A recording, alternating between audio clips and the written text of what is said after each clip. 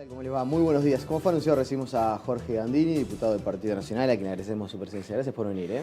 Un gusto estar acá con ustedes. Siempre el 1 de marzo es especial para el Parlamento, ¿no? Para los diputados. Empiezo en la legislatura, tiene toda esa simbología. Es la primera sesión de la Cámara de Diputados donde se procede a elegir al nuevo presidente por la legislatura, por el año, e inmediatamente después se procesa, se produce la Asamblea General con ese desfile tan tradicional que bueno, da inicio a todo el proceso. Yo lo ponía en la cuenta de Twitter mía hace algunas semanas y generó algo de polémica, por eso se lo voy a plantear. Voy a ser honesto en realidad. Sí.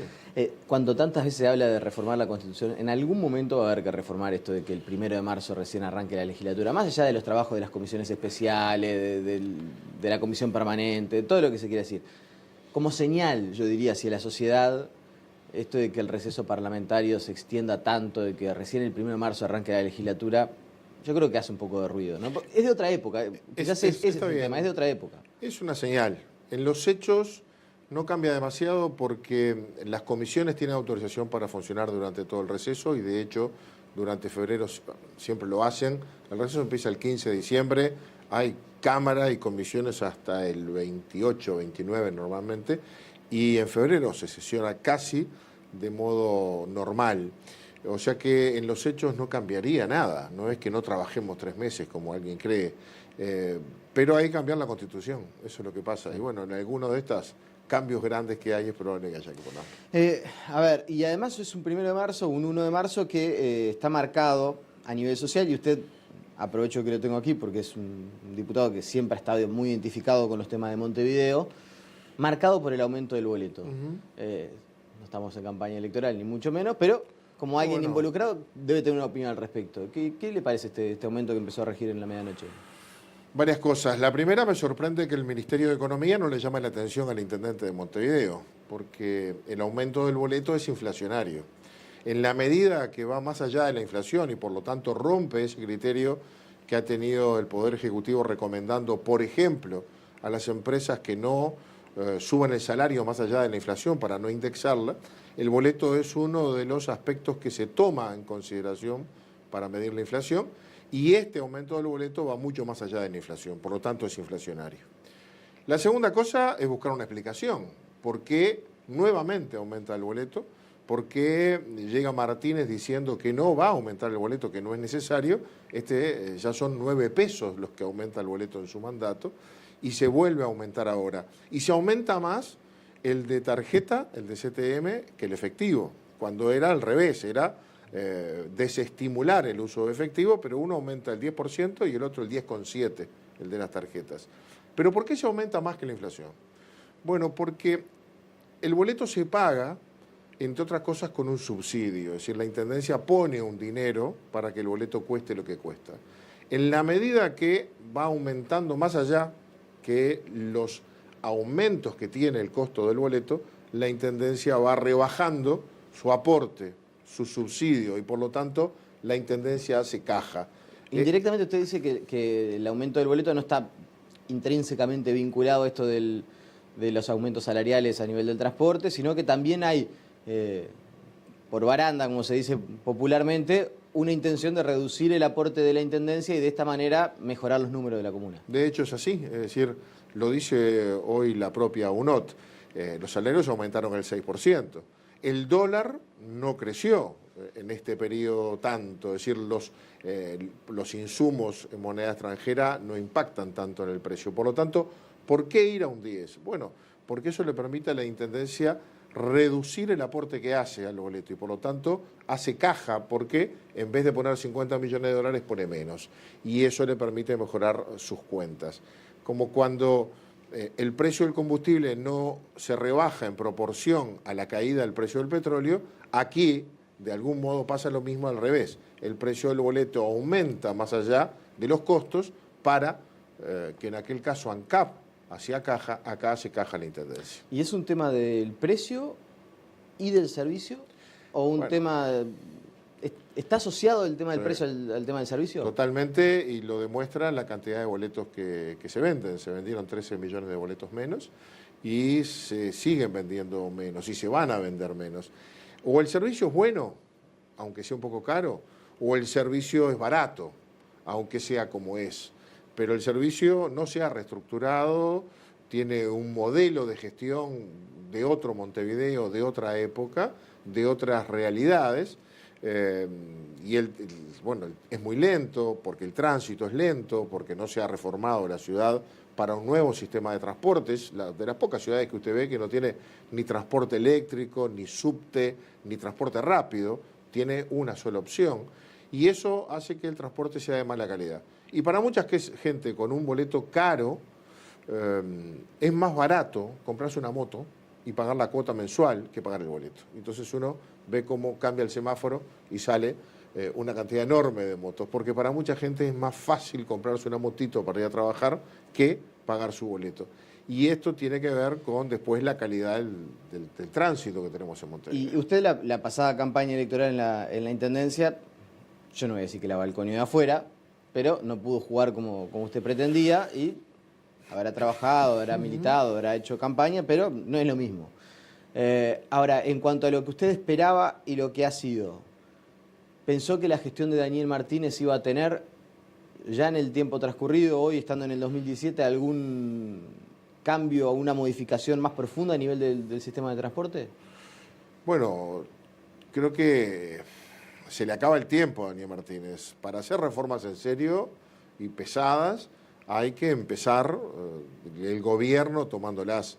Ya va a transcurrir, va a terminar su segundo año y todavía no vemos ningún resultado. No hay ni siquiera equipos trabajando.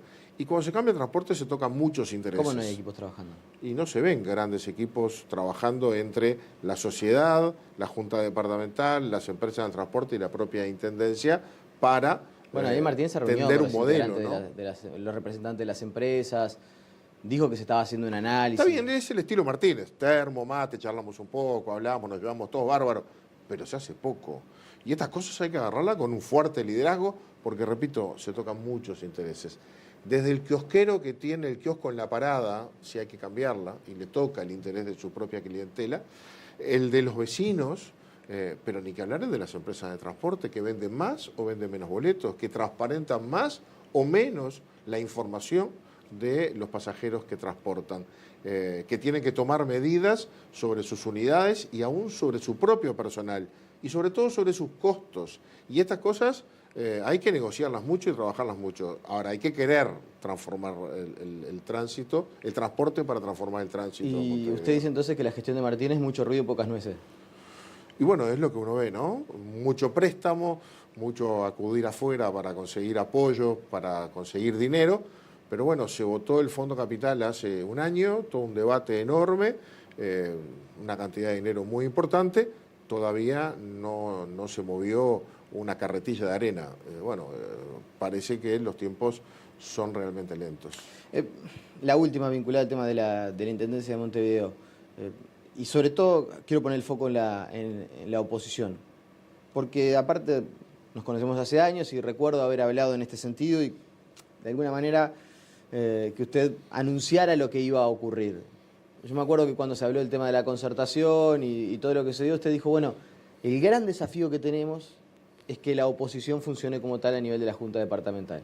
Que todos, que no somos lo mismo, podamos ser una oposición en serio. ¿Desde ese punto de vista creen que ustedes también están en deuda?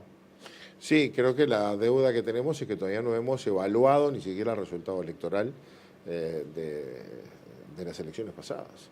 No nos hemos sentado a pensar cuál ha sido el saldo positivo y negativo de haber recorrido el camino de la concertación. ¿Y no es tarde ya para pensar en algo que pasó hace casi 2 años? Por eso digo, no lo hicimos. Y se puede mirar de muchas maneras, de una manera positiva. Bueno, perdimos, pero ganamos 2 alcaldes. Es una manera positiva. Se puede mirar de otra manera. Era para ganar y al final sacamos menos votos juntos que separados. Teníamos 14 ediles, hoy tenemos 13. Teníamos 2 bancadas claras, una del Partido Nacional con 7 ediles, una del Partido Colorado con 7 ediles. Hoy el Partido Colorado tiene 0, el Partido Nacional tiene 4, no 7. Y lo demás entró por Novik, el Partido de la Concertación, que está partido en 2 o en 3. Y la concertación como tal no funciona. O sea, ni las autoridades de la concertación funcionan, ni la bancada de la Concertación, que podría tener 13 ediles funcionando como un partido, lo hacen como tal. Funcionan como bancadas aparte, los blancos volvieron a ser los blancos, hay alguno que salió por la Concertación que volvió a ser los colorados, y otros funcionan dentro del paraguas de Novik. Y eso no es como si fueran diversos partidos. Por lo tanto, no hemos aprovechado un resultado para construir hacia adelante. Y otra vez estamos sin candidato. Cosa que hay que hacerlo con tiempo, porque el candidato es el líder, hay que construir primero un liderazgo o unos liderazgos que en las elecciones municipales se sinteticen, se coloquen como los futuros o posibles intendentes. Y eso va a ser una búsqueda nueva, o empezar de cero otra vez. Y yo creo que ahí estamos en deuda nosotros, y todavía no nos creímos la película de que podemos ganar Montevideo. Y Concertación no más. Bueno, de hecho no está funcionando, pero yo digo, para saber sí o no, tenemos que evaluar cómo nos fue. ¿Y cuándo lo vamos a hacer? Sobre el tiempo electoral, cuando todo está contaminado por esa idea de que tenemos que ir a las elecciones y no a la distancia donde podemos medir con más frialdad el resultado y las correcciones que el resultado tiene que tener. Yo creo que en la medida que no lo estamos trabajando, el proceso se va terminando y se va cerrando. A mí me suena muy difícil que en el próximo periodo vayamos a ir en la Concertación. Más o menos a esta altura, en el pasado periodo de gobierno, usted ya anunciaba su intención de ser candidato a intendente de Montevideo. La intención la mantiene, pero esa estrategia no la va a utilizar más. Va a esperar que se decante el tema de la elección interna. No tengo la intención. Esas son cosas que se hacen una vez y bueno, después hay que tomar otros rumbos, hay que ser ¿Creo que usted no está dispuesto a volver a ser candidato a intendente de Montevideo? No estoy trabajando para eso. Yo estoy hoy formando un movimiento nacional, trabajando en otro rumbo. Trabajo mucho en Montevideo porque soy diputado por Montevideo, porque tengo una agrupación importante en Montevideo, porque me gusta Montevideo y sigo los temas. Pero no estoy pensando en volver a ser candidato para nada. No le había sentido desistir de la idea.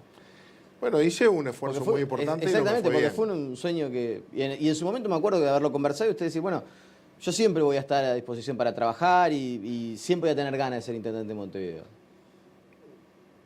Todo tiene su momento.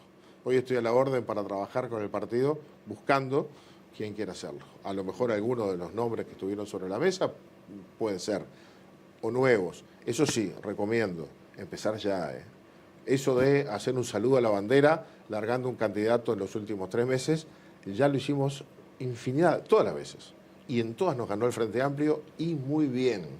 O sea que usar la misma receta va a dar el mismo resultado. Y en la última que habíamos creado la Concertación, terminamos igual, buscando los candidatos. Al final, me acuerdo que el 2 de febrero resolvimos quiénes eran los candidatos. Y así no fue. Y así no fue dentro de la Concertación, donde el último que llegó y sin partido fue el que votó mejor. Es decir, si estas cosas nos sirven de enseñanza, yo creo que el partido, si quiere de verdad ganar las elecciones nacionales, tiene que pensar en Montevideo. Porque Montevideo hay que quererlo y hay que creer en él y trabajar políticamente en él y hay que mirar hacia el departamento, como hace el Partido Nacional en todo el país. Trabaja en el interior hacia las intendencias y eso acumula en las elecciones. ¿Por qué no puede romper esa... Yo sé que en el ambiente político se maneja muchas veces la cultura del frente amplismo en la capital. Bueno, pero también porque se la hemos regalado. Hay que crear, hay otra cultura y el frente amplismo está aprobado y el frente amplismo ha dejado espacios, no ha podido cumplir con todo lo que ha prometido. Hay fracasos cercanos, palpables. Lo que no hay es alternativa.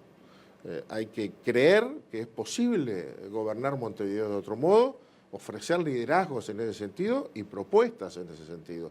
Después viene la ingeniería electoral también, pero primero hay que creer que es posible gobernar Montevideo de modo diferente al que lo ha hecho el Frente Amplio. Vamos, tuvimos a Ehrlich, a Ana Olivera, ahora a Daniel Martínez. Estos años, sin contar los anteriores, pero estos años que son los más cercanos, han quedado por el camino una cantidad de reformas imprescindibles para la ciudad. Y con ese espacio que se ha creado, es posible crear una alternativa, pero hay que trabajar por ella, ¿no? Y ahora, claro, es difícil encontrar valientes que se larguen en ese camino cuando la estadística dice que se pierde. Entonces, hay que salir a desafiar la realidad, hay que creer que es posible dar vuelta a la historia. Y para eso se necesita mucha decisión, mucho coraje, gente con ganas de enfrentar lo difícil. Y eso hay que hacerlo con tiempo. Bien, se nos ha ido buena parte de la entrevista conversando sobre estos asuntos, pero son bien interesantes, por cierto. Brevemente, a nivel de lo que se viene más importante, que es la rendición de cuentas, va a centrar buena parte de la actividad parlamentaria en el primer semestre, sin dudas. Usted ya ha dicho que no hay espacio para más impuestos, para ningún impuesto, de ningún tipo. A ver, primero, Nicolás, desde el 85 que yo estoy cerca del Parlamento, nunca vi un debate presupuestal a esta altura del partido, de una rendición de cuentas. No es la rendición de cuentas va a entrar el 30 de junio. Estamos en febrero y hace más de un mes que ya estamos discutiendo sobre una rendición de cuentas que nadie conoce. Es un debate virtual. Ha instalado el gobierno ese debate y se lo ha instalado a sí mismo, ha creado un problema que no existía. Ahora hay que discutir de dónde sale plata, porque el presidente de la República ha dicho, hagan la lista de en qué quieren gastar. Es insólito. Cerramos el año con 4% de déficit del PBI, o sea, nos faltaron 2.100 millones de dólares. Vamos a pagar este año de deuda externa, amortizaciones e intereses, 2.970 millones de dólares, o sea, 3 UPMs, 3, lo que se necesita para hacer 3 UPM, lo que se necesita para hacer 30 hospitales de clínica, lo vamos a pagar de deuda externa y volvemos a contraer deuda para pagar el déficit. No tenemos un peso. Hace un mes y medio rige, o 2 meses a esta altura, el ajuste fiscal.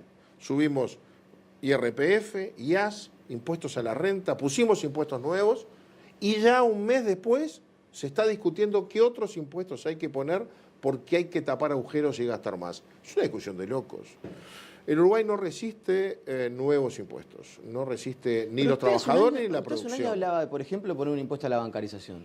Bueno, decíamos, si quieren poner impuestos en el ajuste fiscal, estudiemos, decía yo, aquellos que han ganado. ¿Quién ha ganado? Y ha ganado la banca, porque a la banca se le ha dado un negocio nuevo, que es la inclusión financiera, donde esa intermediación que antes se hacía entre particulares, ahora pasa siempre por un banco. O sea que si eventualmente alguien recogiera el guante ahora, usted podría estar a favor de eso.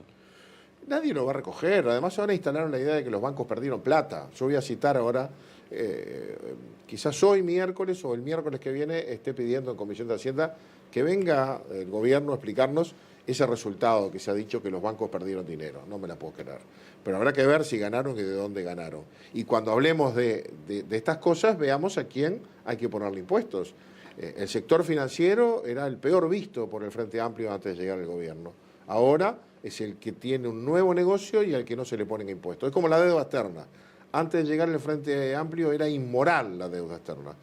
Desde el 2004 para acá se duplicó la deuda externa y hoy, como le decía, vamos a tener que endeudarnos para pagar la deuda que ahora nos lleva este volumen de dinero cada año. Bueno, son de las cosas que hay que sincerar, hay que abrir el debate y decir... ¿Pero qué se podría hacer? ¿No pagar la deuda? No, sí, es una alternativa primero no endeudarse más, porque todo tiene un límite. En la medida que yo cada año tengo que endeudarme para pagar mi presupuesto corriente, no para hacer inversión, porque si hiciera inversión, si hoy tuviera endeudado, pero tuviera infraestructura, por ejemplo, carreteras, tuviera vías, tuviera puertos, entonces habría hecho una inversión que podría estar amortizando a través del crecimiento de la economía. No lo tengo. Lo que me estoy planteando es que ahora quiero hacer crecer la economía y no tengo carretera para que por ellas transcurran y transiten los camiones. No tengo vías para que se instalen las fábricas. Es decir, tengo problemas de infraestructura porque el dinero no lo puse ahí. Lo puse en mi presupuesto corriente, en prender y apagar la luz, en pagar los sueldos. Y entonces, ¿ahora qué hago? Tengo un FONASA con transferencias imponentes, un BPS del mismo modo, tengo salarios cada vez más grandes porque cada vez tengo más gente a la que pagarle, porque cada vez tengo más empleados, y además tengo una deuda externa que indefectiblemente tengo que pagar porque si no entro en default y me sacan el grado de inversor. Todo eso me lleva 15.000 millones de dólares por año, pero me están entrando 13.000 millones. ¿Qué hago? ¿Pongo más impuestos o ajusto por la vía del gasto? Tengo que buscar una manera de ajustar por el gasto. Entonces, ese es el único debate presupuestal que vale la pena dar. Todo lo demás es consecuencia de ese debate. La última, y lamento que me haya quedado menos de un minuto para abordarla, pero no quiero dejar de preguntárselo. Hace unos días Jorge Larrañaga dio una entrevista con el diario El Observador y dijo que a mitad de año más o menos va a definir si será o no precandidato, porque la candidatura se define en las elecciones internas. ¿Es un tiempo prudencial para esperar? ¿Usted le hubiera gustado una definición ya de pique nomás en el arranque de este 2017? ¿Cómo visualiza esa situación? Es un año bisagra y la mitad del año es el medio de la bisagra. Es la mitad del periodo y lo que no pase antes de mitad de año ya después no puede pasar. Es el tiempo máximo que podemos esperar para tomar resoluciones, porque si la realidad es candidato habrá que tomar un camino. Y si no lo es, hay que tomar otro. Y si no lo tomamos a mitad de año, ese otro camino, ya después no hay posibilidad de tomarlo. Es decir, hay que construir alternativas, tanto para que Larrañaga sea candidato y por lo tanto, además de candidato, alternativa, es decir, candidato para ganar, y para eso hay que trabajar mucho, o buscar otro camino. Y bueno, entonces está bien que Jorge haya definido, porque quizás esa definición no estaba dada, quizás podía ser más adelante. Así que está buena la noticia. Nosotros la tomamos por ser una, digamos, afirmación pública como una definición muy valiosa. ¿Y le hubiera gustado que se le dijera en la interna? Si me hubiera, ¿que antes? Claro, si les hubiera gustado a ustedes en la interna decir, bueno, miren muchachos, antes de mitad de año yo voy a resolver si voy a hacer o no. Es que antes lo teníamos conversado, pero las cosas que después hay que cumplir son las que se dicen públicamente, porque después a veces los tiempos políticos van corriendo en las definiciones internas. Cuando se dice públicamente no hay mucho más posibilidad de hacerlo, así que esa definición pública confirma algunas definiciones internas que teníamos. Jorge Gandini, le agradecemos su presencia esta mañana aquí en Tele Buen Día. Ha sido un gusto como siempre, gracias. La pausa y seguimos con mucha más información.